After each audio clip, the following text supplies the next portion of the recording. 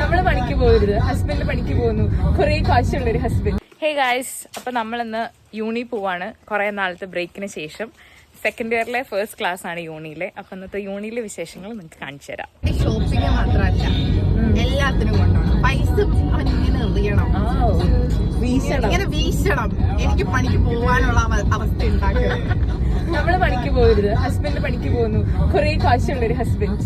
കുഴപ്പമില്ല, എനിക്ക് പണിക്ക് പോകുന്നതിന് കുഴപ്പമില്ല.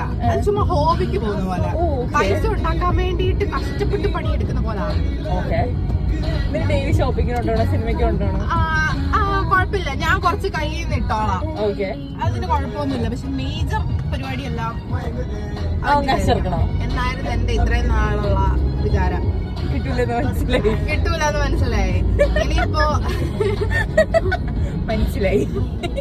ഇപ്പൊ മൊത്തം ഇപ്പൊ ഞാൻ കാണുന്നതെല്ലാം എന്ന് പറഞ്ഞിട്ടുണ്ടെങ്കില് എന്നാ ആൺപിള്ളേര് പെൺപിള്ളേരുടെ സെറ്റപ്പ് ഇറക്കുന്നതാ.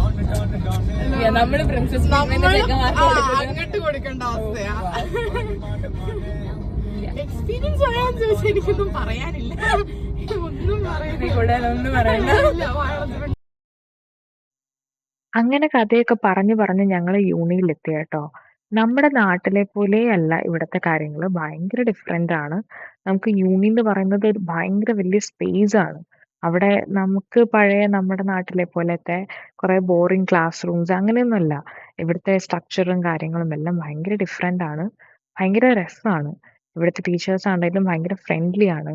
നമുക്ക് നമ്മുടെയൊക്കെ ക്ലാസ്സിൽ നിങ്ങളൊന്ന് ആലോചിച്ച് നോക്കിയാൽ, നമ്മളിതുപോലെ കോഫിയും ടീ ക്ലാസ്സിൽ കൊണ്ടുപോകുന്നതും കുടിക്കുന്നതൊക്കെ ഒന്ന് ആലോചിച്ച് നോക്കിയാൽ, നമ്മളെപ്പോൾ ക്ലാസ്സിൽ നിന്ന് ഗെറ്റ് ഔട്ട് അടിച്ചു എന്ന് ചോദിച്ചാൽ പോരെ. എന്നെയൊക്കെ ഗെറ്റ് ഔട്ട് അടിച്ചിട്ടുണ്ട്, മിഠായി കഴിച്ചതിനോ അങ്ങനെ എന്തെങ്കിലുമൊക്കെ.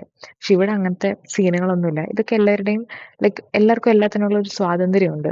ആ ഒരു റെസ്പെക്ട് നമ്മൾ ടീച്ചേഴ്സിന് അങ്ങോട്ട് കൊടുക്കുന്നുമുണ്ട്, നമുക്ക് തിരിച്ചും ആ ഒരു റെസ്പെക്ട് കിട്ടുന്നുണ്ട്. നമ്മൾ ആസ് എ പേഴ്സൺ നമ്മുടെ ആ ഒരു ഇൻഡിവിജ്വാലിറ്റീനെ എല്ലാവരും ഇവിടെ റെസ്പെക്ട് ചെയ്യുന്നുണ്ട്.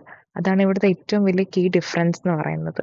അപ്പം ഞങ്ങൾ അങ്ങനെ അവിടുത്തെ ഒരു ദിവസത്തെ ക്ലാസ്സും കാര്യങ്ങളും എല്ലാം കഴിഞ്ഞു. നമുക്ക് ഒരുപാട് സമയമൊന്നും ക്ലാസ്സിൽ 2 hours ഉണ്ടായിരുന്നുള്ളൂ. എന്നിട്ട് നമ്മളെല്ലാവരും കൂടെ വർത്താനം പറഞ്ഞ് ചിരിച്ച് കളിച്ച്, നമ്മളെല്ലാവരും കൂടെ ഒരുമിച്ച് കൂടുമ്പോൾ വർത്താനം പറയാനും ചിരിക്കാനും ഇഷ്ടം പോലെ ടോപ്പിക്സ് നമുക്ക് ഉണ്ടാവുമല്ലോ. അങ്ങനെ ചിരിച്ച് കളിച്ച് വർത്താനമൊക്കെ പറഞ്ഞ് എല്ലാവരും കൂടെ പതുക്കെ വീട്ടിലോട്ട് പോകാനുള്ള പരിപാടികൾ നോക്കുകയാണ്. അപ്പോൾ എന്തായാലും ഇന്നത്തെ ദിവസത്തെ ക്ലാസ് ഞങ്ങൾ എല്ലാവരും ഒത്തിരി എൻജോയ് ചെയ്തു.